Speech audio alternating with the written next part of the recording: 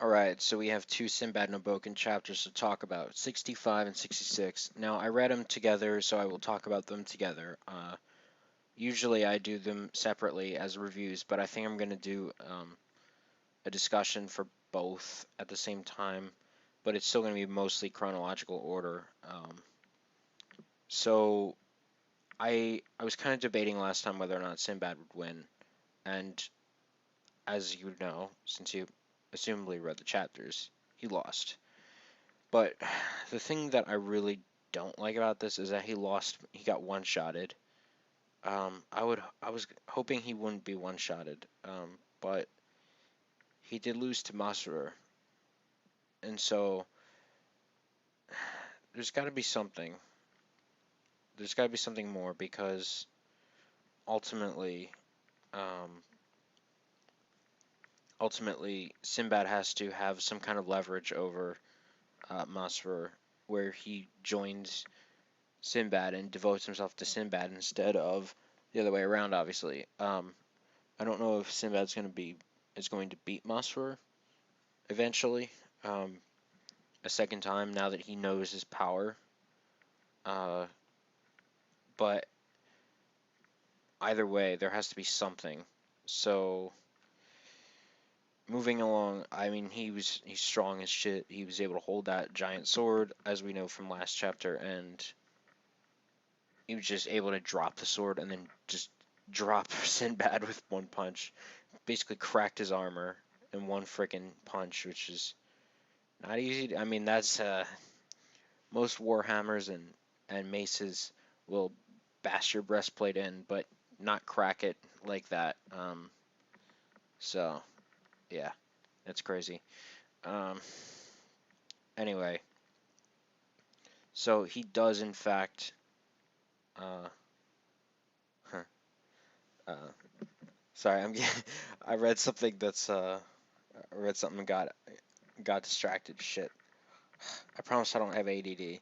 But anyway, so he does end up being the slave, and Jaffa thinks that there's something going on, but really, as far as we know, it was a fair fight, and even Sinbad admits that it's his loss. He's a slave, and yeah, I mean that's pretty much it. Because for that first chapter, because he gets thrown into the dungeon by the end, and yeah, and he's just in really bad condition, like mentally and emotionally at this point. Um, anyway, so and then of course the next chapter we have him trying to warm himself up because of the freezing cold water, which is a really I have to admit this chapter was written really well.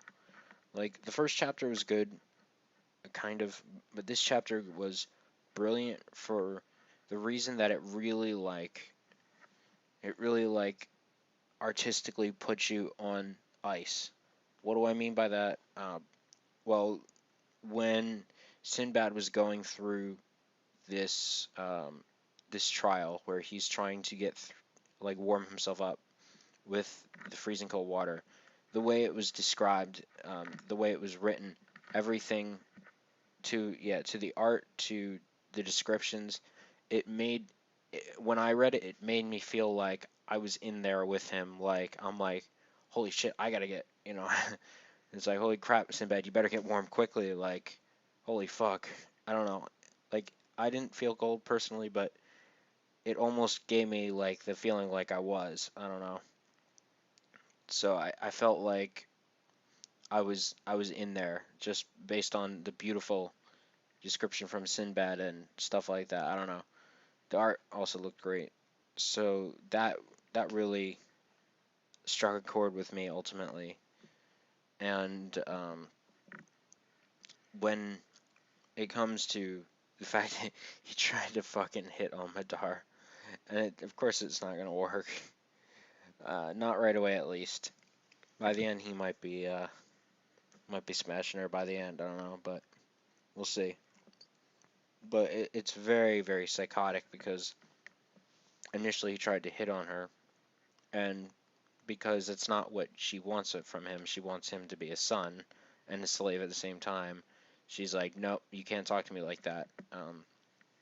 And even the second time, she's like, I appreciate it, Lady Madar, but that's not, again, that's not how a son would speak to their mother.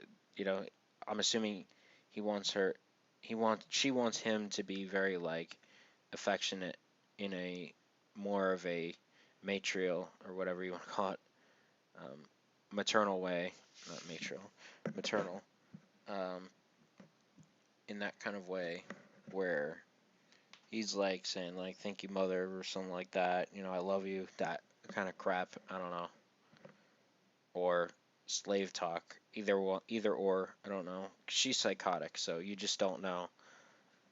Um, and he gets thrown in again. So what's gonna happen from here on? I mean, I'm not sure what's gonna happen with Masrur first off, but I mean, Jafar in 65 said he was going to try to find a way to get Sinbad out of there, or at least something of that nature. Um, I'm assuming he's gonna eventually employ the help of Drakon and stuff like that. So like, I don't know, things like that in order to get him out. Uh, Obviously, Madar is going to fall at one point to the point where she becomes sort of like an outlaw, like in the main series. She seems more of like an outlaw because she has her own like island instead of, but it's like a remote island instead of having a part in the Rame Empire or Lame, whatever you want to say. I say Rame Empire, but anyway. Um, so is there anything else to really talk about? Like I said, you know, the whole thing with Sinbad and his emotion, I really did like. So I'm gonna give that a good pass there. And so this, you know, 66 was a good chapter, and 65 was um, not as good, but not bad, certainly. So I guess the combined rating for the two chapters together would be a very good pair of chapters. They obviously it was cohesive, very cohesive, and it was nice to read those two back to back because I wasn't sitting there waiting. Um, so that'll be about it. Can't wait for more. So thank you guys for listening, and see you next time.